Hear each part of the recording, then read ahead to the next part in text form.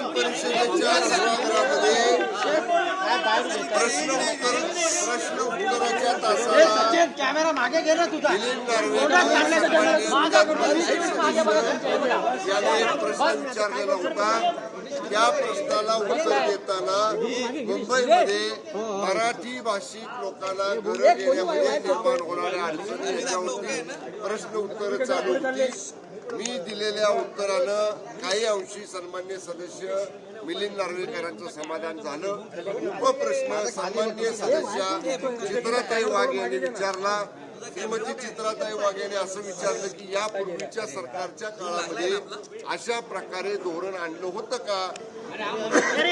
त्याला उत्तर देताना मी या ठिकाणी सांगितलं की यापूर्वीच्या महाविकास आघाडी सरकारमध्ये माननीय उद्धव ठाकरे साहेब मुख्यमंत्री असताना असं कुठलंही धोरण मराठी भाषिक लोकांच्या घरांच्या संदर्भामध्ये आणण्यात आलेलं नव्हतं. हा मी उल्लेख उद्धव ठाकरे साहेबांचा केल्यानंतर श्री सदस्य अनिल परब यांना या गोष्टीचा राग आला आणि ते जोरामध्ये या संदर्भामध्ये तुम्ही सुद्धा मंत्री होता त्यांच्या मंत्रिमंडळामध्ये, तुम्ही का नाही बोलला.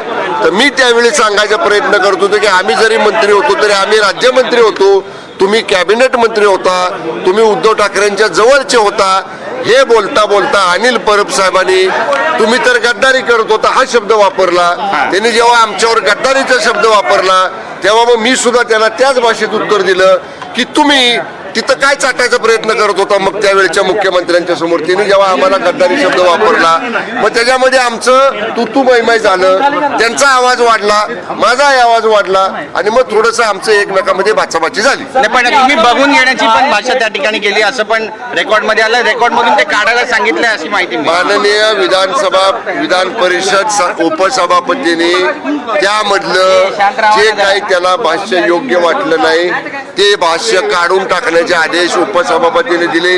पण हे बघा, आम्ही सुद्धा बाळासाहेब ठाकरे साहेबांचे शिवसैनिक आहोत. आम्ही सुद्धा या ठिकाणी 3-3 लाख लोकांच्यातनं निवडून आलेले लोक आहे. आम्हाला जर कुणी मोठ्या आवाजामध्ये आणि आमचा अपमान करणारं, आमचा अवमान करणारं, आमची बदनामी करणारं सभागृहामध्ये ऑन रेकॉर्ड जर कोणी वक्तव्य करत असेल तो किती कुठलाही कुणाचा असला जवळचा लांबचा आम्ही ते सहन करणार नाही. म्हणून त्यांचा आवाज जसा वाढला ते अरे तुरे बोलायला लागले, मी अरे तुरे बोललो, ते बघतो म्हणले, मी पण बाहेर ये बघतो म्हणलं. याच्यापेक्षा वेगळं काय झालं. बघणार आहे का आता का वाद मिटलाय सर? हा वाद आता आहे मराठी शिल्लक आहे की वाद पूर्णपणे मिटला आता का दोन्ही नेते एकमेकांना अजूनही बघण्याची शक्यता आहे?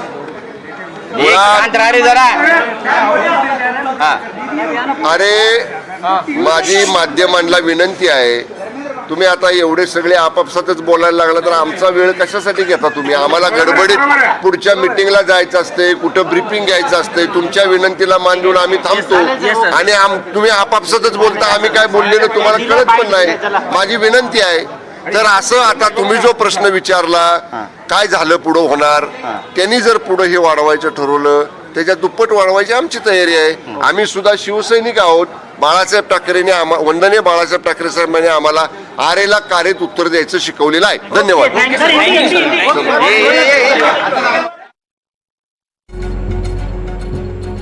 द्यायचं आम्हाला सुद्धा शिकवलेलं आहे आणि त्यामुळेच त्यांचा आवाज वाढला म्हणून माझाही आवाज वाढला असं म्हणत देसाईंनी ज्या पद्धतीने हमरी तुमरी सभागृहात झाली त्यावरती भाष्य केलेलं आहे. विधान परिषदेमध्ये अनिल परब आणि देसाई यांच्यामध्ये ही हमरी तुमरी झालेली होती आणि त्यावरती भाष्य केलेलं आहे. अनिल परब आणि शंभूराज देसाईंमध्ये खडाजंगी रंगलेली होती आणि त्यावर हे भाष्य त्यांनी केलेलं आहे.